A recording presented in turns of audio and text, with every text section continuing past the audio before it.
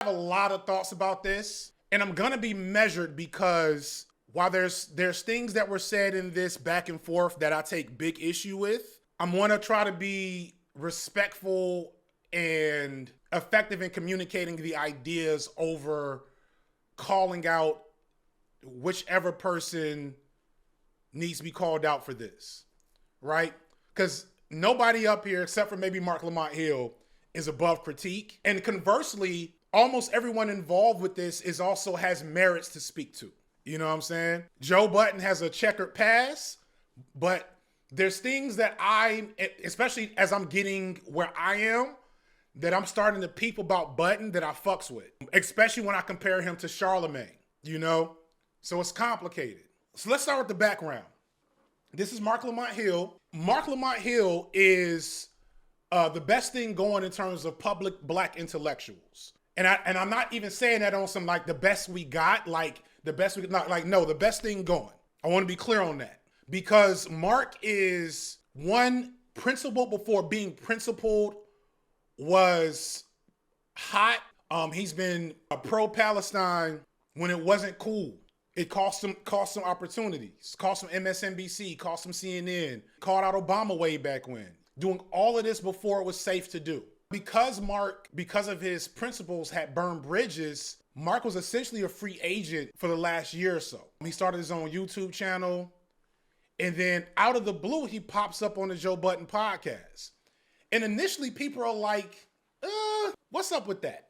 The Joe Budden podcast was much closer to being part of the like right-wing hip-hop podcast pipeline. Up there with Math Hoffa.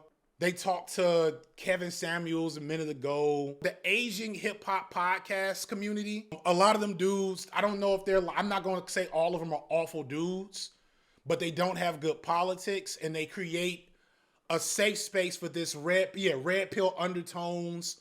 So it was kind of like a weird combination, people thought initially, but then Mark started really doing some good work, and he balanced that shit out. The left in general, but specifically the black left, is so far behind on talking to regular black people, engaging with regular black people, moderate to awful politics. You know what I mean? The black left, the black intellectual class, whether it be Jack and Jill's types, black excellence types, or a lot of radical black leftists from a variety of different economic backgrounds, all of us do a poor job of engaging niggas with real niggas from the environments we came from that may have bullied us, that maybe we didn't feel like we fit into all the time, elitism vibes, so much to that. And we'll come back to it in a second. And anybody that's been in the black barbershop debate knows you gotta really kind of like be careful about who you start debating with, be careful about your own state of mind, because a black barbershop debate can turn into a black barbershop scuffle. And so what happens here is Mark gets into it with Queen's Flip. From what I understand, Queen's Flip is the dumbest nigga on the podcast. I don't know this, but this is what the comments have been telling me. That Queen's Flip and Ish are the two goofiest dudes on the podcast. No shade. I'm just saying what the comments have told me. And one thing Mark does that I think all of us smarty-art intellectual Negroes do is we might, you get in there and niggas say something dumb, you might have to take that shot. You leave yourself open. I don't know if you do it, but I haven't. This is Queen's Flip, and so this is like a couple of weeks ago, they get in. Reason to think I do that? I don't know. Do you have any reason to think I do that? Is what I said. Because you just said that. You said you cracking a joke with Joe. Like, But you cracking a joke with what? No, listen. No, Mark's getting tight. This is only my second time watching this, but as I'm looking at his facial expressions, Mark's getting tight. I don't even know what the context of the clip is. It's like Joe Budden's podcast is interesting because it has its own orbit of commentators I've heard. So they're talking about something behind the scenes. FD, this has nothing to do with college education. There's plenty of bougie Negroes who say the same shit as Flip and Ish just with big words. Oh my God. That is such facts. That's such facts. Haymaker right here. Quote of the year. No, I don't. I say regular words that's tricky to you. Tricky words funny as shit. That's another thing you do, right? Like, my nigga, you... Like, The fact that the whole pod didn't burst out in tears right there is, I guess, respect to their professionalism, because I'd have died laughing. But I want to put a pin in that, because that is clear shade. That's a wild thing to say to another dude. That could have, if Ish would have stood up right there off of that disrespect, I wouldn't have been mad at Ish. Okay? But ironically, it's Mark that gets even tighter. So wait, so let's both So calm what does that down. mean, though? I'm saying let's talk like You don't brothers. gotta say that. You don't gotta say that. I'm saying, Because what you and doing, you ain't gotta you say that sucker shit. So I'm saying let's You're both not a calm. sucker, but I said the behavior, the Then, act of then the we sucker good. shit to me. Then we good. Then we good. Mark, Now, calm not down. you. I'm afraid. But at So some don't get point, mad and talk niggas like a pie. Nigga, nigga, don't fucking stand up. What the fuck is you doing? Can you grab him? Nigga, do you want, are we talking or we pie? Y'all are making We can talk. all right, so now I got it. The long story short is, after that, Ish calls him a sucker or says that sucker shit, and Mark didn't take kindly to that, and Mark kind of escalates. He got hotter, and I'm realizing now watching it that Mark was already agitated. I feel that Mark was already agitated for whatever reason, even going into it. And after he called him a sucker, Mark got real hot. You know, they didn't scuffle, but they both got out of pocket. So that's the origin story. Mark is on a podcast with a variety of figures, most of whom, no shade to them, do not operate in black intellectual, black political spaces. So Mark is out of his element, but not really. And that's kind of the whole point of Mark being there. Is sucker a crazy word? And depending on where you're from, I guess in Philly, you can't call niggas a sucker. Just like in Atlanta, you say pussy ass nigga, that's a different thing than saying a sucker. You know, it's different regional dialects, different senses of disrespect. You hear fuck ass nigga in Atlanta, you might want to clear out because there's a scuffle about to happen. You know, I don't know what the term is in Chicago right now. I'm just saying. Weirdo in LA, yeah, you know. But I just want to establish that. So Mark is to the perception of the black intellectual class, Mark is out of his element. But from Mark's standpoint, being a dude from Philly, a dude who's really like from within that space, goofy in Chicago, yeah, you know, that's still his element. And so I thought this was interesting, but I had no real commentary for this. Because to me, I think a lot of dudes, if you are a black man from a relatively predominantly black background, you've been in Mark's position. You know what I'm saying? I don't care how smart you are. I don't care how much anime you like. You've been in a position where you've felt like you might have to scuffle with a dude. And that's the energy that comes off.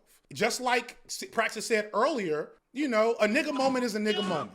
And it takes a lot to make you immune to that. You know what I'm saying? So I didn't think this needed a whole lot of commentary other than it was funny. So then we come a week later to the Native Land podcast. Her opening statement here really bothered me. First off, this is an iHeartRadio Black Effect podcast who is owned by Charlemagne the God. Put a pin in that. So this is an interesting lineup. We got Angela Rye, who is Charlemagne's go-to political takes person. And I don't know enough about Angela Rye to make any real negative comments about her other than she's the political operative to Charlemagne. And I used to have a lot more respect for Charlemagne until I kind of like recognized the way he's moved the last couple of years. Aside from all the other reasons to have problems with Charlemagne, of course, right? And then we have Andrew Gilliam. Andrew Gilliam has, he ran for governor in Florida against Ron DeSantis. That made him a bit of a star in the Democratic Party for a hot second. Then he got caught up with a kind of ugly scandal where he was caught with drugs and male prostitutes or something, which, you know, I don't necessarily judge you for wanting to party, but that kind of ended his political career. I don't know if he's done anything else. I don't know anything about Tiffany Cross at all, except for this take that she's about to give, which I had a lot of problems with. So I'm not gonna make any negative comments outside of that. And then Bakari Sellers. I don't know a lot about Bakari Sellers too. I recognize his name. What is he? Anybody know? Because I know this name well. I don't know where he is on the political spectrum. He gave the best take on this issue to me. I want to focus specifically on this segment and this podcast. So they're iHeartRadio podcasts. They don't got nothing over 50,000. This one right here is going on 70. So they're not a huge podcast, but they're big people. So I really am bothered by this, and let me zoom in so y'all can see it. I really am bothered by the title of this video. Joe Budden's podcast and the dumbing down of America. So already we're going into a framing that's borderline anti-black to put Joe Budden podcast into the same sentence as dumbing down of America. I get where they're trying to go, but it's just really inflammatory. And I get it. I know the YouTube game. I know the podcast game. So I know you're trying to pull people in so that they'll pay attention. When you cross a certain line, you're going to catch critique of that. And we're going to start with Tiffany, because Tiffany, to me, is really where a lot of the problems lie. There seems to be the death of Black intellectualism, particularly when it comes to who has a microphone and viral clips. All right, so let's start there. The death of the Black intellectual and who gets microphones. So there's a framing of this I definitely agree with. The Black intellectuals who get microphones have to fit certain frameworks. And even when they get microphones, it's never going to be as big as the microphone of a Joe Budden. Or, and I'm going to come back to this over and over and over again, the real height of irony is the fact that this is a podcast owned by Charlemagne the God. There's definitely a conversation about how the Black people with the biggest microphones refuse to platform Black intellectual anything. So like, I'm with her so far, but this pod being owned by Charlemagne the God is a loud elephant in the room right now as they try to make this critique. Like this take up so much space. To me, it was clear that his co-host felt small. And, even him saying you use tricky words and Mark responding with, I use words that are tricky to you. And anytime somebody I think cannot take to be questioned or responds with a full temper tantrum, it is always about that other person. I see that getting dulled across peers and across the community. Social media, I think, is a big part of that. A study out of UC San Diego found that even low levels of social media use are associated with poorer cognitive outcomes, particularly among children. AI, people keep promoting AI, like, oh, look at this fancy new toy, and not immediately countering it with the dangers of our community. The level of cognitive impairment of even just moderate use of AI, like ChatGPT, is comparable to being concussed. Our literacy rates across Black children, only 17% of Black fourth graders scored at or above proficiency. So she's going into all this real alarming data, right? About the erosion of educational everything in this country, concerns around AI, reading and literacy, social media, etc. If that was the topic of discussion in isolation, fine. Are we really putting this with Joe Budden's podcast, though? And they don't celebrate our intellectualism. So I leave it there. Would love to hear y'all's thoughts. So what she ends with, I think I fully agree with, right? I've said this in many a video that Black intellectuals are not allowed to hold the biggest microphones in our culture, in our community. We're not, right? That's true. The reason for that doesn't lie with explicitly the Joe Buttons of the world, the Waynos of the world, the Adam 22s of the world. You know what I'm saying? There's so many factors in that. You can critique Joe Budden for pursuing the lowest common denominator in his content a lot of times. Where exactly is intellectualism thriving? It's a bigger systemic issue. And Big Jabs said it as well. This is why hood dudes hate smarty arts. We're insufferable. Budden could easily have just put another goofy dude on there and they could have kept doing ratchet hip hop commentary. Budden reaching for the Black intellectual audience was not the money move, but Joe went with Mark. But Gilliam says something important here. Our goals should not be, and this is a critique that I fight with my Black liberation media people sometimes. This is a critique I've had with other cornbread tube people. And it's not that everybody disagrees. I think everybody agrees with this, but it's something we're often not actionable enough on, which is we have to be putting in more effort to be in community with the Black people for whom our politics are supposed to be in service of. We have to do that more, and we don't, because it's hard.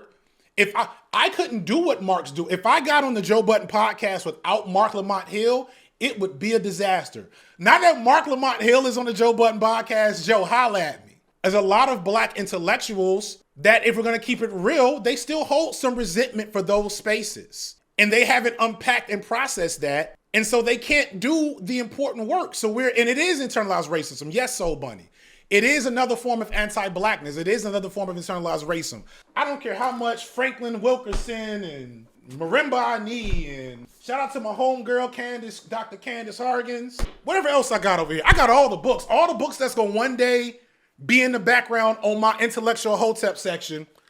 I don't care how many of these books you've read. If you come off the way that, no shade, Tiffany came off in her segment, you still got some shit to unpack. You just do. You cannot have your politics be in service of black people who are in the struggle, who are suffering way more than I am under this system, who did not go to an HBCU, who don't even know what Jack and Jill's is, who call fraternities dancing gangs. You cannot say you're in service of them, but also want to exclude them from the spaces and the work that you say is in their service, that's in service. There's situations where I've been trying to save niggas that have put me in a position to be critiqued because I'm like, look, I understand, but I'm gonna do this over here. Like, I get it. So I don't begrudge people for saying, you know what, FD, some of your maneuvers, some of the people you roll with, some of the energy you give off.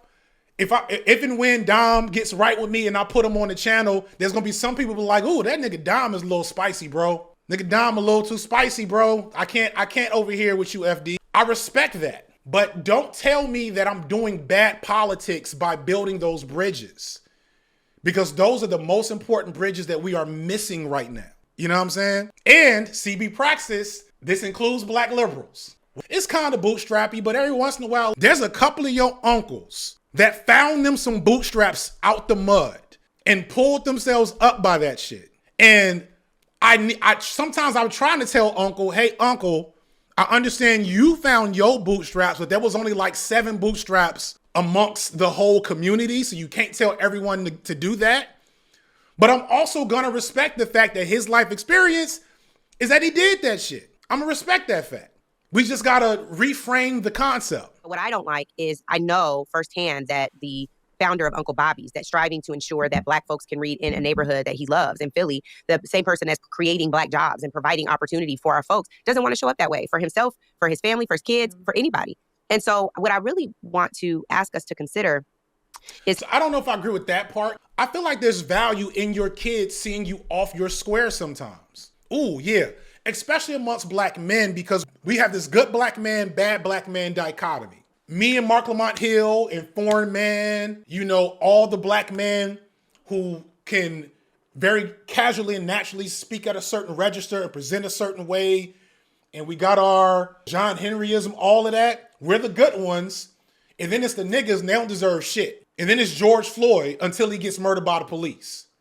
But it's to recognize that that is still a human being worthy of dignity before he gets murdered by police. Because we need not make it so that black men have to exist in a specific space in order to be accepted as of equality.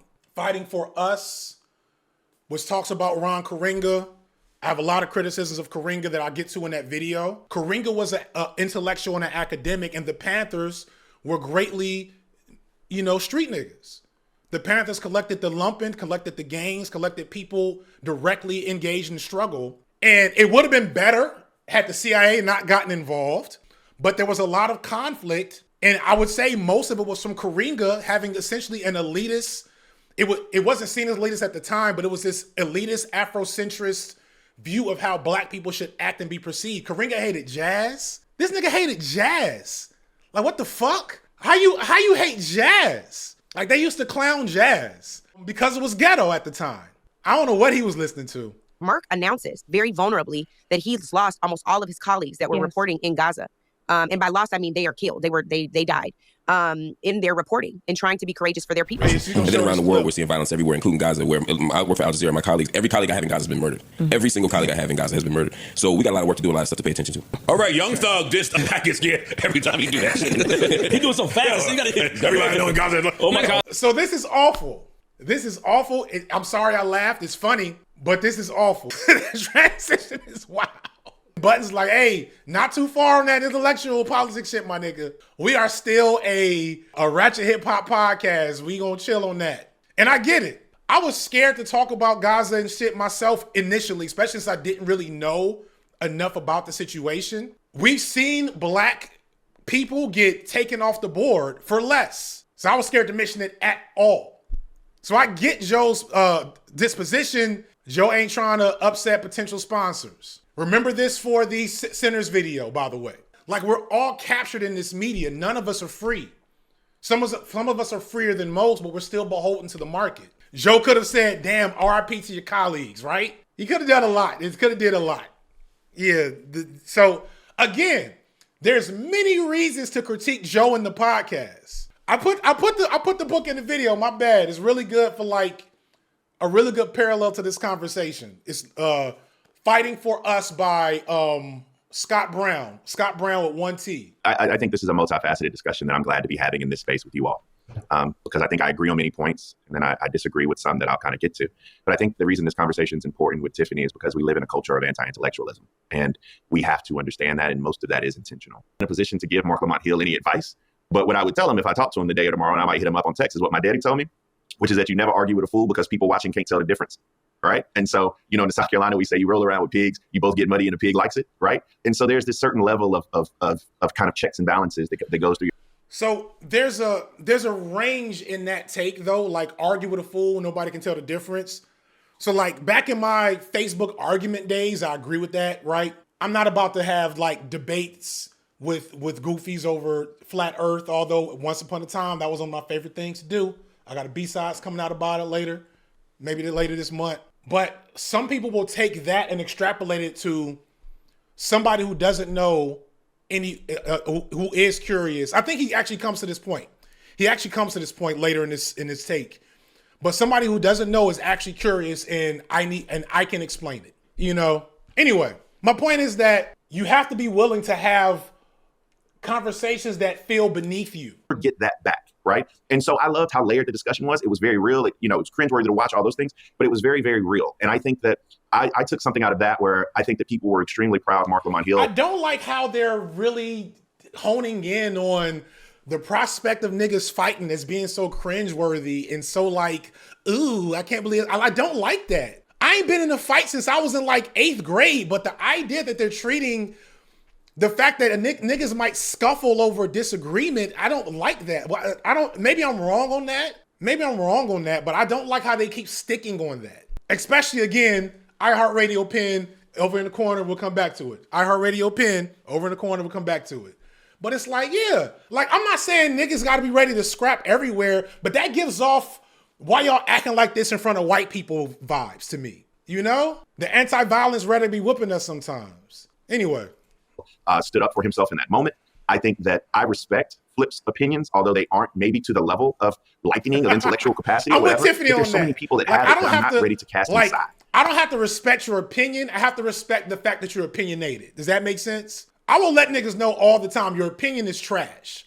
Because niggas that don't know what the fuck they talking about like to pull, but that's my opinion though. I'm entitled to my opinion. That's my opinion though. And I'd be like, I respect that's your opinion. Your opinion is trash. Conversations with Mark Lamont Hill. I want him to approach these conversations with respect. I want Mark to approach those conversations with Flip with respect. I think we have to do that. When we're going on college campuses or going out in the world, I mean, you have to have this level of respect because that is the only way information will free flow.